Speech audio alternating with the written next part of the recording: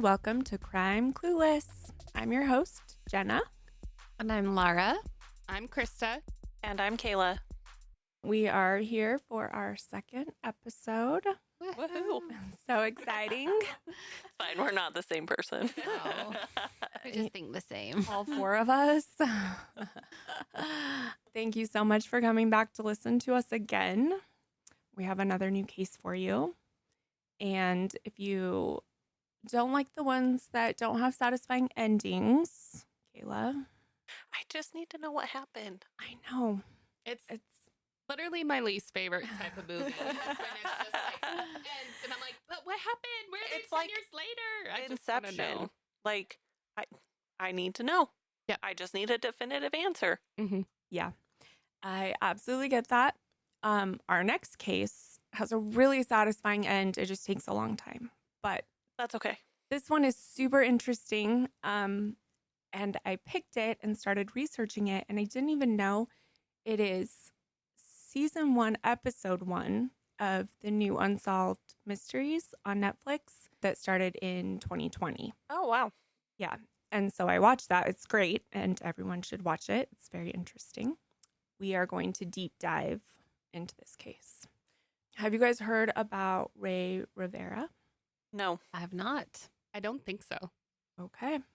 Just like our first one, this left even the best investigators scratching their heads. And it also happened in 2006, Oh, wow. which is just crazy that we're doing 2 right in a row. But this one takes place in Baltimore, Maryland. So, you guys ready? Let's do it. We're ready. Okay. It was a seemingly ordinary Tuesday evening in May of 2006 when Rey Rivera, a 32-year-old writer and filmmaker, received a phone call that would change everything. He grabbed his keys, rushed out of his home in flip-flops, disappeared into the night. What was that phone call? Oh, wouldn't you like to know? That's why I asked. Oh, we'll talk about it. 8 days later, his body was discovered under bizarre and puzzling circumstances in a location that seemed almost impossible to reach. So the question that remains to this day is, what really happened to Rey Rivera? In this episode, we'll unravel the details of Rey's life, his sudden and unexplained disappearance, the strange clues left behind, including a cryptic note taped to the back of his computer. Was it a tragic accident, a deliberate act, or something even stranger? So buckle up. This one has twists, turns, everything that screams true crime. To unravel the mystery of Rey Rivera's life, we're going to travel back to where it all began, long before Baltimore, before his career at Stansberry and Associates, and before the strange events of May 2006. So we need to go back. He was born in Madrid, Spain in 1973. He was mainly raised in sunny California. From an early age, he seemed destined for something extraordinary. His family remembers him as curious, adventurous, a kid with a love for life that seemed to shine in everything he did. Growing up, he was the kind of child who could spend hours lost in a book or a movie, soaking up stories, dreaming of telling his own stories one day. Rey's parents encouraged his creative streak. They surrounded him with books, movies, music, everything that would later shape his identity. He had a vivid imagination. He had a knack for storytelling that became apparent even in his school years. Teachers often remarked on his ability to spin creative narratives, whether through writing or acting out stories with his friends. Rey wasn't just creative, he was also a natural athlete, excelling in sports like water polo and basketball. He was actually 6'5". Wow. Very tall. His teammates admired him not just for his skill, but also he was a strategic thinker. And this was a quality that made him a leader in all the sports that he did. His love for the water was something that carried with him throughout life, whether it was swimming in the ocean or competing in water polo matches. Rey found peace and strength in water. It became a sanctuary for him, a place where he could let go of stress and just focus on the moment. said that Ray's athleticism wasn't just about winning games. He was always trying to build connections. So he had an innate ability to bring people together, making them feel valued and included. This warmth extended to every part of his life, whether he was on the court, in the pool, or in a classroom. As Ray grew older, his love for stories evolved into a serious passion. In high school, he was known for his ability to captivate an audience, whether through a classroom conversation. As Ray grew older, his love for stories evolved into a serious passion. In high school, he was known for his ability to captivate an audience, whether through a classroom presentation or a simple conversation. He had a way of making even the most mundane, boring topics come alive, leaving everyone around him inspired. So his love for storytelling wasn't just a hobby, it became a driving force in his life. He wanted to be a filmmaker, someone who could take the emotions and ideas that were in his mind and bring them to life on the big screen. This dream wasn't just about fame or success, it was about sharing something meaningful with the world. While he was pursuing his education, Ray's life took an important turn. He met Allison. Ray and Allison's paths first crossed in Southern California. Both of them were pursuing their own dreams. For Ray, it was a really important time in his life for creativity and ambition. He was focused on building his career in screenwriting and filmmaking. And Allison had a really sharp mind, warm personality, and she was forging her own path in her own field. They met through mutual friends, and from the moment they were introduced, there was an undeniable spark. It was an instant connection. They bonded over their shared curiosity about the world, their sense of adventure, and they always just had incredible support for each other's dreams. Ray had boundless charisma and humor, which quickly captured Allison's attention. And for her part, Allison was the perfect complement to Ray's energy. She was grounded, thoughtful, and endlessly supportive. Friends of the couple often joked that Ray and Allison balanced each other out perfectly, where Ray brought adventure and spontaneity, Allison brought stability and calm. Together, they made each other stronger. Their courtship was filled with laughter, shared passions. Ray, being the storyteller and the writer that he was, often wrote Allison love notes and planned thoughtful surprises to show how much she meant to him. And Allison, in turn, was his biggest champion. She supported all of his creative pursuits and always encouraged him to chase his dreams. One friend recalled how Ray would light up whenever he talked about Allison. Quote, he couldn't stop smiling when he mentioned her. You could tell he was head over heels in love.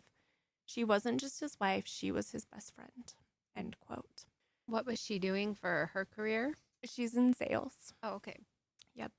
Ray and Allison loved spending time together. They explored California's beaches.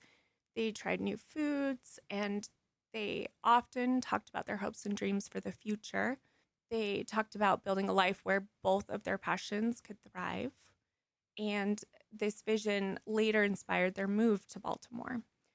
When Ray proposed to Allison, it was no surprise to anyone who knew them. Their wedding was a beautiful celebration of love, filled with friends, family, and the joy they brought to everyone around them. The couple chose a simple, elegant ceremony that reflected both their personalities. They were married in Puerto Rico in November of 2005.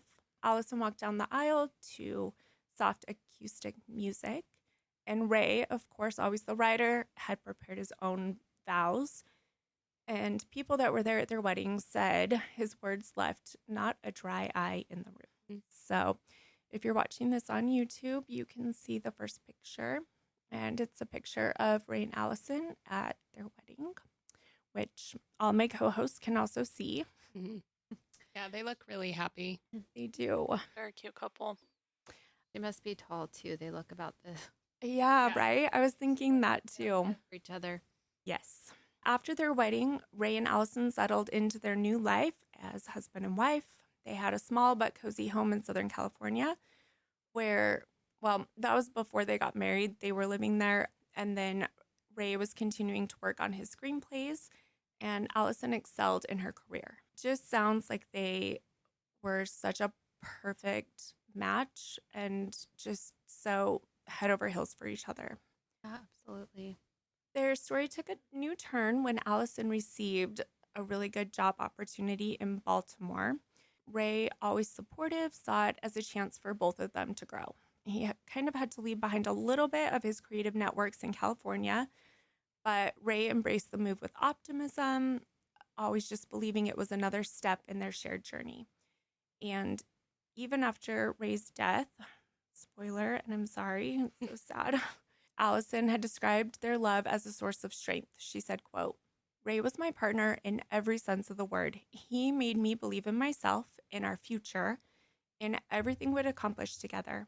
Losing him didn't just break my heart. It took away the person who made me feel whole." End quote. Ugh, that breaks my heart. I know. I really wanted to share just how they were together as a couple, and it will come back around later. I already have some ideas.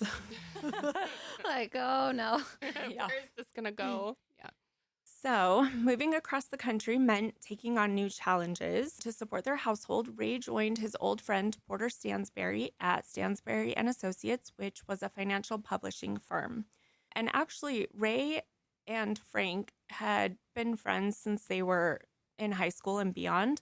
And they actually even took their dates and they were in a group together for prom when they went to high school. So Baltimore's where they originally were from, right? And then they moved out to California together? No, Oh. reverse. So they met in California. They were both living in California. And then Allison was offered a job opportunity in Baltimore. But was Ray from Baltimore before? No, I Oh. think Porter had sure. went out there to start the firm. So he would have been in his early 20s. They just reconnected. Yeah. I think they always stayed in contact, actually. Porter had founded Stansberry and Associates Investment Research in 1999. It's now known as Stansberry Research, and it's a private publishing company that's based in Baltimore, Maryland. The firm specializes in investment advice and financial newsletters that are aimed at individual investors. Unfortunately, in 2003, the U.S. Securities and Exchange Commission filed a complaint against Agora Incorporated, which was like the overarching kind of head company and that Stansberry and Associates was under.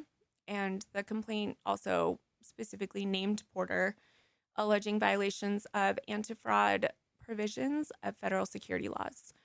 And so what it said was they were accusing Stansberry of giving out false information in internet newsletters, leading permanent financial difficulties to individual investors. Basically, they put out this information a lot saying like this stock is down right now, but it's going to come back up, and it didn't, and people lost a lot of money. Not good. So he always maintains that know. it's just how the stock market is, and like you Yeah. still have to invest with your own Critical. information and research and right. I mean, you can only But- predict it so much. It's not a. Exactly. The SEC saw the SEC saw something more with that particular piece of advice. Wait, so was Ray working at the company at that time? Nope. So that was Okay. in 2003, and then Ray took the job in 2004. Okay. He joined it was a turbulent period for the company. His specific responsibilities were in writing and marketing. So he wasn't, doing the stock investment piece of it, but the company was still struggling and coming back because they had also been fined a big amount of money. Even though it wasn't filmmaking, Ray approached the job with his characteristic enthusiasm, and he quickly proved himself a talented writer, able to craft engaging narratives, even when he did write about complex financial topics. This job was a little bit of a high stakes environment, and, trust and credibility and everything was paramount, and also controversy just permeated through from when he started. Were they still having issues from the year before then when he Yes. started? Yeah. And I think it just kind of followed. And I think that stuff takes a long time to conclude. Well, and it's hard to build your customer base back up and Right. build that trust again. And Right. he knew about the issues they were having when he Yes. took the job. Yep. When you are job hunting and your wife has this opportunity and his company is in that same place and he's able to still write for them and he was able to develop, like videos and different things for the company. He's a little bit removed from that. Yep. And it's his friend. Yeah. He's known for a long time. Mm-hmm. Yes. However, everything going on at Stansbury Associates put him in a high pressure environment, and the context about everything that we just talked about has led to speculation about potential connections between the work and his death, which we'll talk a lot more about.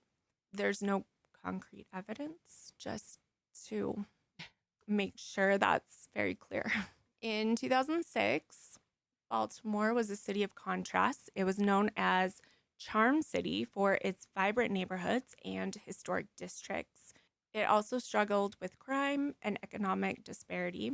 They lived in a neighborhood called Mount Vernon, and it was one of the city's cultural hubs filled with like historic row houses, museums, a lively art scene, and it just seems like the kind of place that would attract creative minds like Rey was.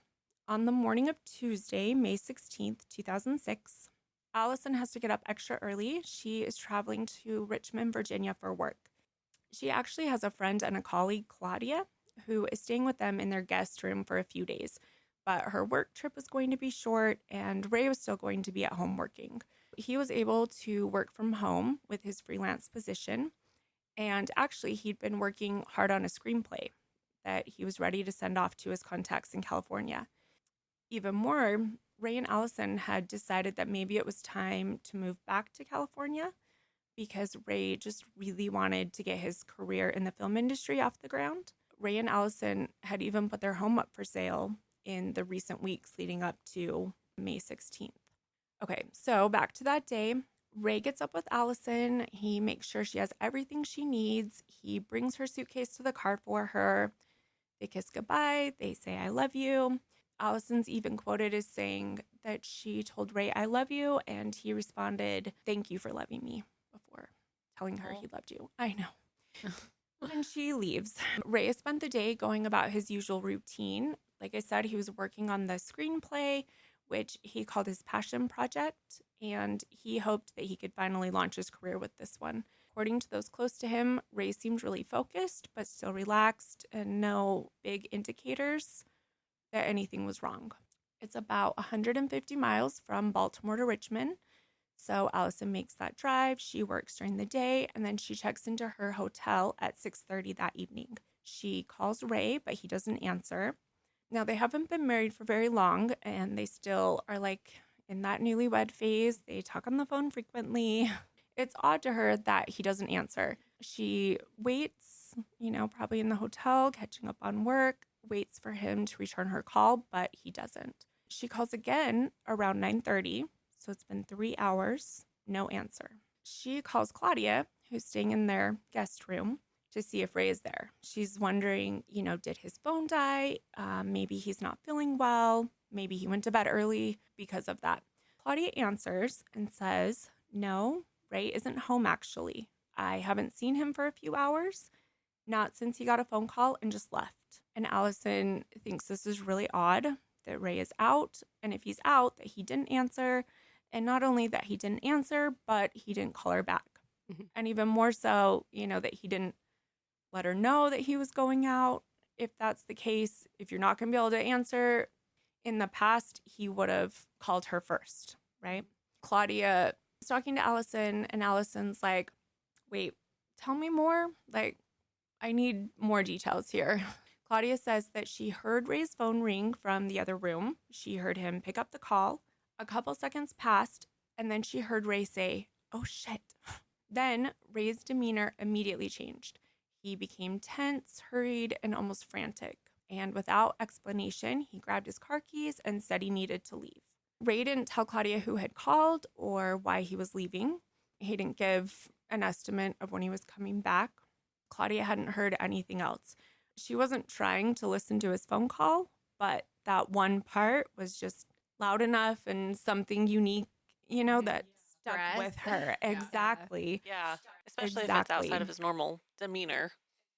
The call came between 5:30 and 6:30, and most sources say that it was 6 p.m. So not that long before Allison had tried to call him. He quickly put on flip-flops and he drove off in Allison's black Mitsubishi Montero. He returned home after a few minutes and then sped off again, leaving Odd so many behavior. questions and no answers. Wait, so you said he came back? Did he Mhm. get out of the car But and we grab don't know something, what. or okay? So he came back, Came in the house. and then he left again. And now it's been 3.5, almost 4 hours, and he's still out. And no one's heard from him. Right, and Probably, he's not answering. Mhm. Allison's trying to come up with all of the reasons that Ray would leave like that. She knew he was under a deadline. She's thinking maybe he finished it, he went out to celebrate, or was there a piece that he forgot and he had to rush to include? She's racking her brain. She's trying to come up with any explanation. The fact that Ray hasn't picked up or called her back is really nagging at her. It's just not like him. And like I said, they have not been married very long. They had a normal, sweet morning. So she can't think of a reason that he would be mad and not talking to her. Mhm. And then also, when she travels for work, they talk on the phone several times a day, usually. Definitely odd behavior, not in the norm. She's in Richmond, which is 150 miles away. It's late. She really can't do anything. So she heads to bed. She's feeling anxious. She has a bad feeling in her gut. As soon as she wakes up the next morning, she checks her phone. There's no call from Ray. Uh-oh. She immediately calls Claudia, and the call makes her stomach drop. Claudia tells Allison that Ray isn't home. And in fact, he didn't come home at all last night. Allison is full on panicking now because she knows something is wrong. Yeah. She cancels the rest of her business trip and heads back to Baltimore to find out what's going on. This drive is about 3 hours. During her drive, she's calling everyone she can think of. She's trying to find someone who has spoken to Ray or knows what's going on. So she calls his family, her family, his friends, coworkers, everyone. No one has spoken to Ray, and no one has any idea where he is. Did she call that porter guy? Okay. Yep. When Allison returned home, it heightens her anxiety about where Ray is. Their car is still gone. His wallet is sitting out, so he didn't have his wallet with him. All the lights are on in the upstairs. His computer is still on. In the kitchen, she walks in. There's an open can of soda sitting by an open bag of chips, and she sees Ray's clear retainers sitting by that. Like he had taken them out, he was going to have a snack, and then he got the call. And she says he always kept those in, so seeing them sitting there just confirmed to her how abruptly he left the house. Allison files a missing persons report with the Baltimore Police Department immediately after she gets home. The initial response from police, just like our last case, kind of are like it reflects a routine missing person case rather than a high priority search. They don't push her off like we've seen before, but they're just like, well, he's an adult, and if he wants to leave, he can, right? She starts to give them information about the phone call he received shortly before leaving. Like she's probably trying to explain why she's so worried, right? Yeah. Like she's trying to think of anything she can give them. Like this is not normal. There's something else there. And she's probably also trying to convince herself a little bit that she's not Crazy. right for calling. Seriously. Right. Yeah. Like someone else should be panicking with me. Mhm. Exactly. She tells them about the call. She answers questions about Ray's recent behavior. She tells them about the deadline that he was under. It was a little bit stressful. And then she tells them about some alarm incidents that happened at their home just a few days earlier. The alarm incidents, this could be totally unrelated. It's that hindsight thing where you're like, oh, maybe this is connected. Maybe it's not just random. In the weeks leading up to Ray's disappearance, the security alarm at his and Allison's home was triggered twice under unexplained circumstances. So what kind of alarm did they have? Was it just like on the doors? Did they have like motion censored lights? Like when you say alarm incidents, what do you mean? It's on the doors and the windows. So I think like we had growing up, Yeah. Okay. You know, like think 2006, where it was like that sensor where if the window's pushed open, then it will go off, or if the Okay. door opens. I didn't see anything about motion sensors or anything like that, and it actually was a basement window that triggered it. Oh. Yeah. Both times? Yes. She's telling them about that. And as I was reading about these, I found varying accounts. So I read one that was really in depth, and it said the alarm went off the night of the 15th and then again on the 16th. Another one said the first time was 2 weeks before Ray's disappearance, and then a few days later on. It was in the immediate time before he disappeared. I would be much more concerned if it was the 15th and 16th, Yeah. but I can't find for sure evidence of which one it was. Mhm. So just so you know. But one thing is certain, the home security system was activated without an apparent cause, with finger quotes. Allison said the alarm had never gone off before, and they lived in that house for a while. She also said that Ray's reaction each time was extreme. He was really freaked out by this, more than she had ever seen, which then in turn raised her anxiety about it. Because remember, Ray is 6'5". He's also 260 pounds. He was an athlete. Nothing phased him in that kind of way, right? And you know, I would be super freaked out if my alarm went out off in the middle of the night. It would Yes. definitely raise my blood pressure, freak me out. But there's something about it, she said, that was just next level. He went running down the stairs with a baseball bat. The police responded actually the first night, and they looked around. They didn't see any signs of forced entry, and they didn't see any intruders. The police suggested that it was a squirrel. Yeah. Using Comforting. those Yes. little hands to open those windows. Yes, exactly. He's got his little like crowbar going on. Oh, so They said like a raccoon or something that I could see, and they've got the little grabby hands. But Exactly. a squirrel? squirrel. Oh my gosh. That did stand out to me as well. They, again, it was a day, 2 days later. Also around 1 a.m., the alarm was triggered again. Similar mysterious circumstances. And I'm not sure if the police came out during the night the second time, but Allison went and said she found that one of the windows downstairs looked like it had been tampered with. And she also said you would have to really push in the screen. Like, she doesn't believe that a squirrel could do that. No. Yeah. Squirrel. She said to her, it definitely looked like someone was trying to get into their house. And the thing is, if someone tries to break in and the alarm goes off and they run away, why would they come back and repeat that, right? Are they just Yeah. hoping the alarm's not set the second time? Or I don't know. Wild. They did have the police come out and look at the window, and they actually even dusted for fingerprints, but they didn't find any. Which, Squirrels have fingerprints. no. I mean, also, if someone was trying to break in, they're wearing gloves, right? Yeah. Especially if it's You would glass. think. Yeah. And a second time, they're gonna Mhm. be. They know there's an alarm. They're gonna try and be more careful. Mhm. Right. So Allison finds this. Before it was just like, oh, that makes me uncomfortable. But now that Ray's also missing, it feels like part of the story. So I also read that Ray had been more protective of Allison in the week or two leading up to his disappearance. One account said that she liked to go running. There's a high school track near their house that she routinely ran on in like the days leading up to when he disappeared. Ray insisted on coming with her, which he didn't normally do. And he sat on the bleachers while she was running. At one point, a man walked over and appeared to be heading in her direction. And she saw Ray sprint off the bleachers in her direction. The man turned and left. Oh, that's Yeah. creepy. So Allison didn't know why that was his reaction. Also, and we'll talk more about this later, crime in Baltimore was really high. And you could assume that if you're reading the news, you're hearing the news, maybe he was just more worried.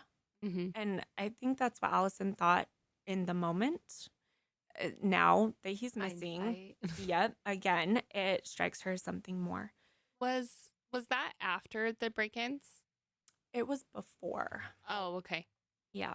Allison and Ray's family, though, continued to paint this picture for police.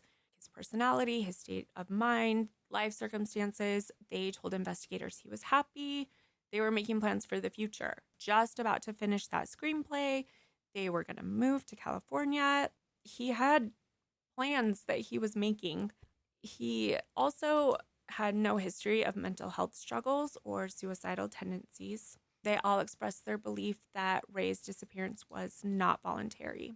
Had she noticed any other weird behaviors leading up to that? Not really.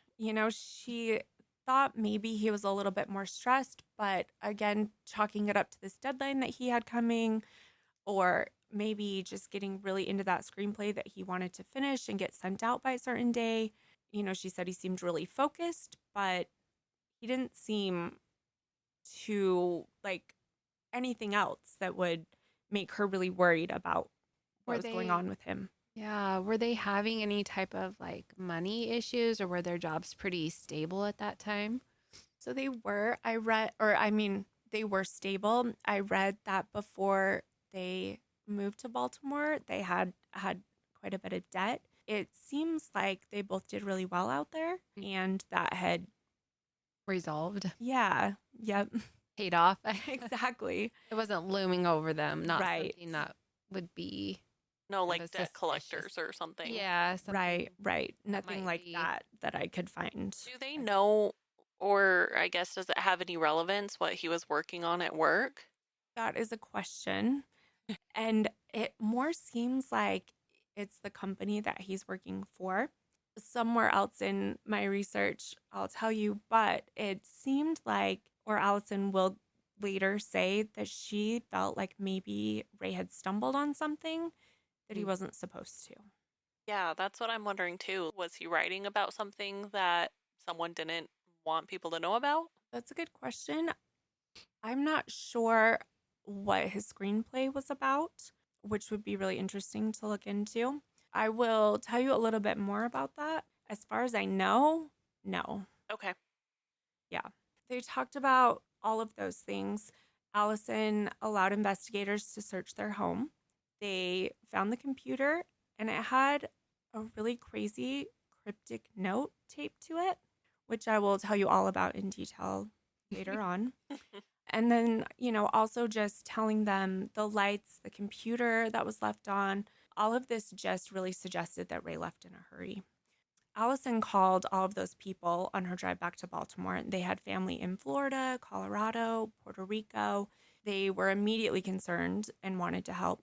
And they came to Baltimore to help in person. They poured all of their energy into trying to find Rey. The family created missing person flyers with Rey's photo. They distributed those around Baltimore, specifically focusing on areas around or near their home, Belvedere Hotel, and other high traffic locations. These flyers included Rey's description, contact information. So I'll show you guys what the poster looked like. Well, you can see that. The family also visited hospitals, shelters, other facilities like that, hoping to find Rey or uncover clues about his condition or his location. Maybe hoping like, what if he got in a car accident and was taken to the hospital? Things like that. Allison and Rey's family contacted local news outlets to publicize his disappearance. His case received coverage on television, in newspapers, hoping to spread awareness and encourage tips from the public. Rey's friend Porter, who we worked with, put up a reward of $1,000 for any information relating to Rey's disappearance, and pretty quickly after, he increased it to $5,000. Rey's disappearance was obviously deeply distressing for Allison and his family. They describe feeling a crazy mix of fear, hope, and frustration as days passed without answers. Allison is quoted as saying, quote, "We knew something was wrong, but we didn't know where to look or what to think. We just wanted him to come home." End quote. Allison and all of their family worked closely with police to try to get more public awareness. They participated in news conferences, urging anyone with any information to come forward. During this time, investigators started to dig into the details that they had to try to figure out where Rey was. First off, they wanted to know about that call. They wanted to figure out who called Rey that made him leave so abruptly. You're not going to like the answer. The mysterious call Ray received before leaving his home was traced to a switchboard of Agora Publishing. So if you remember, that's the parent company of Stanberry and Associates. So it was someone who we worked with. Yes. However, the specific caller and the purpose of the call were never, to this day, determined. A switchboard system functions as a central hub for incoming and outgoing calls within an organization. When a call is made through this kind of switchboard, it doesn't directly show the extension or the phone number of the individual making the call. Instead, the call appears to come from a generic main line or just a central switchboard number. That's so frustrating. So frustrating. So, like, this is really common in companies, especially when they have like a high volume of internal, external communication. It's just the easiest way to manage calls efficiently. Yeah, but it doesn't help this. No, it doesn't, because essentially it masks the caller's identity. So we have no clear record of who contacted Ray. So it could have been someone he worked with, but we don't know for sure. They just made the call from the office. That's also true, right? It might not have been someone that he even, but you know, his response. Yeah. But he answered it because it seemed like it was coming from work, right? Yeah, exactly. So Stanberry and Associates did not cooperate fully with this investigation. Several sources say that Porter Stansberry reportedly imposed a gag order on his employees, instructing them not to discuss Ray's disappearance or the call, but he has publicly denied this claim. He says that they were always fully cooperating and that there was no gag order ever issued. He also has said, and even as recently as a couple years ago, saying it again, that he offered a reward for information. He also said that he hired a private detective to lead the search for Ray. Furthermore, he says that he did sit for an interview with detectives on June 23rd, 2006. So was that about a month after? Mm-hmm. Okay. Yep. Detectives, however, even in the Netflix documentary or the Unsolved Mysteries episode, are quoted as saying that without company assistance, they couldn't access any internal call logs or interview employees about their knowledge of the call. I'm not sure where the disconnect is, but I wanted to share both accounts because in the end, detectives never found who placed the call to Ray. You know, whether just nobody was willing to come forward that knew or whatever that case is. But Well, and I feel like there should have been a way for them to get a warrant and find out who was in the office at that time. Like, I mean, most companies either have security cameras or you know, badge in and out, especially, you know, such a company like that. I'm sure they have some kind of cameras or something. So it's interesting to me that they were not able to find out who was in the building at that time. part of me wonders if it's not that they were not able, but they had already decided about the ending of the case. So they did not Try. try. Yeah. Exactly. We'll get to that. But Okay. exactly. That is exactly the line of thinking when it comes to the company. Because yes, they absolutely could have taken that to a judge, shown where that call came from, told them, you know, what ends up happening. And I do think they could have gotten a warrant. Yeah. Police canvassed neighborhoods and surrounding areas for witnesses. You know, again, surveillance footage. They did not find anything. No one reported seeing Ray after he left home. And then also, you know, we said the family was looking at hospitals. Investigators also searched hospitals. They searched parks, anywhere where Ray could have gone voluntarily. And as the days passed, their focus shifted more remote areas, surrounding areas that foul play could have been involved. So, I do have a question. yeah. So do they have actual, like, they have a log of him receiving the call, correct? But Claudia is the Yes. only person that can vouch that he got the call and what he said and that he left? Yes. So they didn't have like a camera that saw him come or go. Yeah. And, you know, she is interviewed. It seems like she really is just a work colleague of Allison's. Mm-hmm.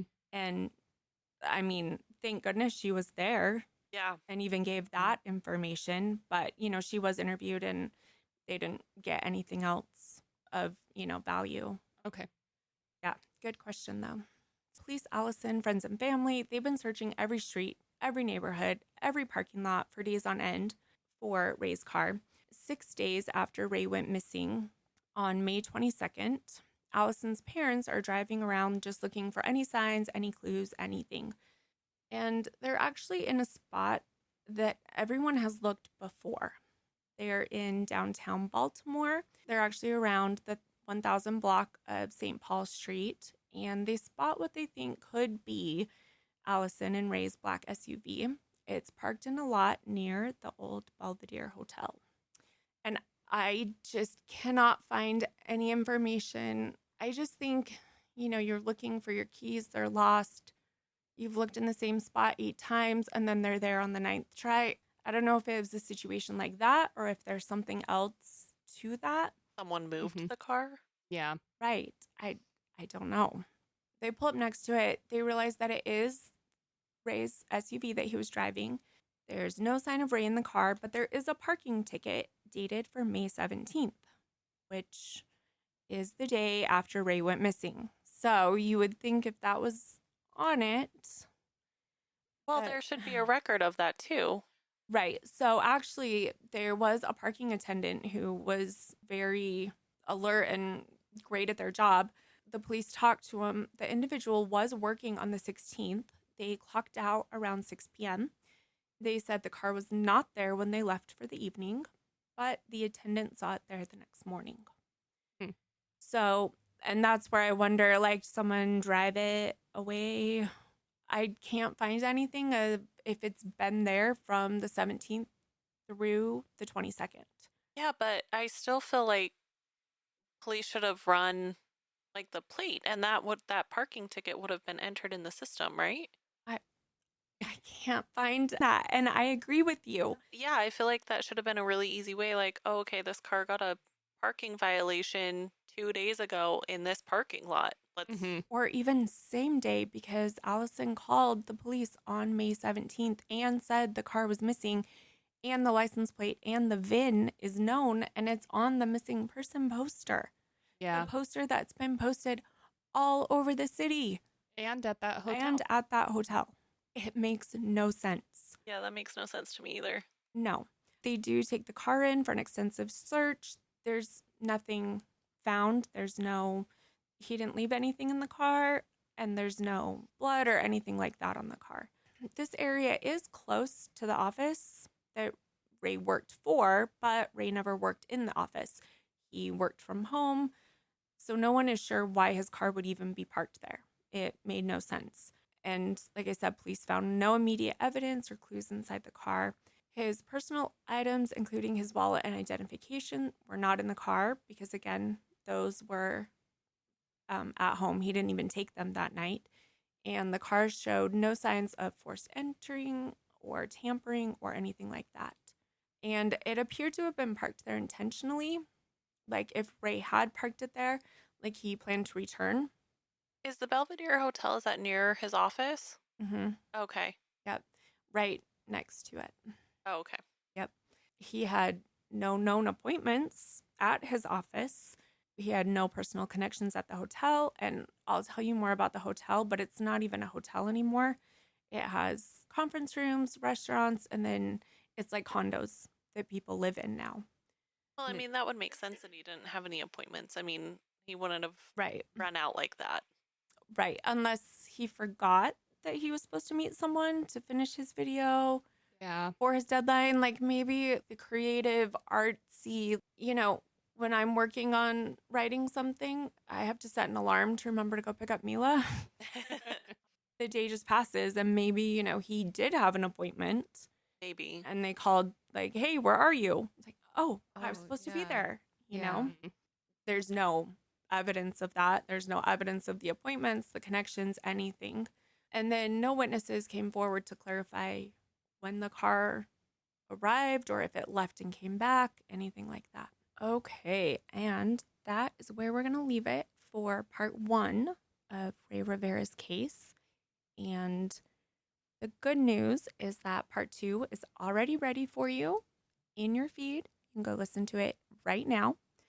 Thank you so much for listening. If you have thoughts or comments or theories so far about the first half, come let us know. Check out our website, crimeclueless.com. Follow us on Facebook, Instagram, YouTube, and TikTok at Crime Clueless and let us know what you think. Anybody? We good? I think we're good. Yep, sounds good. All right. Thank you so much for listening. Remember, refuse to be clueless, careless, or caught off guard. Not today, murderers. Bye. Bye.